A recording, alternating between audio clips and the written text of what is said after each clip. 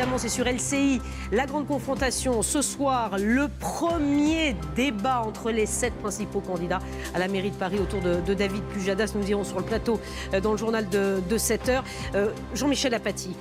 Ce débat va concerner tous les Français. Mais d'abord, première chose, ça va concerner effectivement Paris et Anne Hidalgo qui va d'abord devoir justifier son bilan. Bien sûr, c'est démocratique et puis c'est pédagogique parce que ça, chacun dans sa ville le vit. Le maire sortant rend compte du bilan qu'il a effectué. Est-ce que le bilan d'Anne Hidalgo, maire de Paris depuis 2014, est un bon bilan ou un mauvais bilan?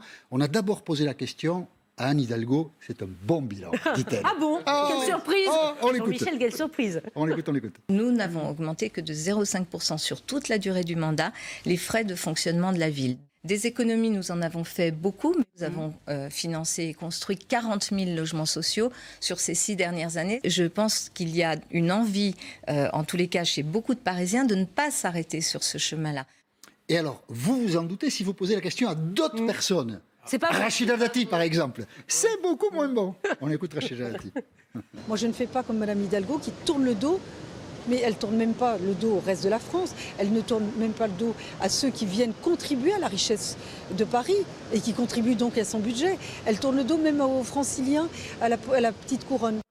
Et alors l'intérêt de ce débat, on rêverait que ça se produise dans chaque ville, c'est que là, publiquement, Anne Hidalgo va rendre compte de son mandat parce que les 6 candidats qui vont l'entourer ce soir sur le plateau d'LCI, évidemment, vont lui demander des comptes, elle va se justifier. Et donc ça, c'est démocratique. Et puis après, bien entendu, lors de cette grande confrontation, les 7 candidats qui seront présents sur le plateau vont parler de la suite du mandat qui arrive, 2020-2026. Et dans notre sondage, nous avons demandé aux électeurs parisiens quelles étaient leurs préoccupations, quels sujets ils mettaient en tête. Et les réponses sont très éclairantes parce que ce que l'on constate à Paris, on doit le constater dans toutes les villes de France. Alors regardez ce que ça donne. Le premier thème, c'est la propreté. Alors ça, c'est important parce que là-dessus, Anne Hidalgo est assez contestée. Et on voit bien que si elle a des intentions de vote qui ne sont pas terribles, 24% d'intentions de vote selon notre sondage, alors qu'au premier tour de 2014, elle faisait 34%, c'est parce que son bilan est contesté. Si Rachida Dati, qui est en tête dans notre sondage, qui fait 25%,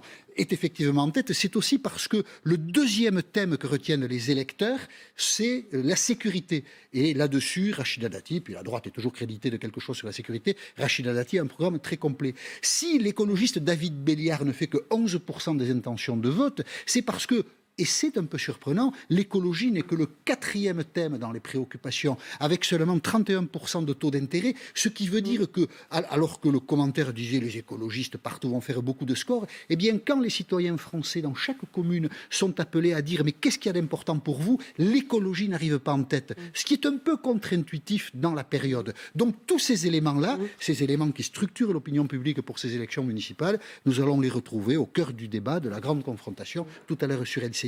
Et chacun, où qu'il soit, qui écoutera ce débat-là, trouvera profit évidemment pour sa propre ville. Voilà, rendez-vous à 20h45. Tiens, et à propos des municipales, sachez qu'elles sont maintenues, les municipales, et que du gel et des masques seront distribués à l'entrée de tous les bureaux de vote. On a pris cette information hier.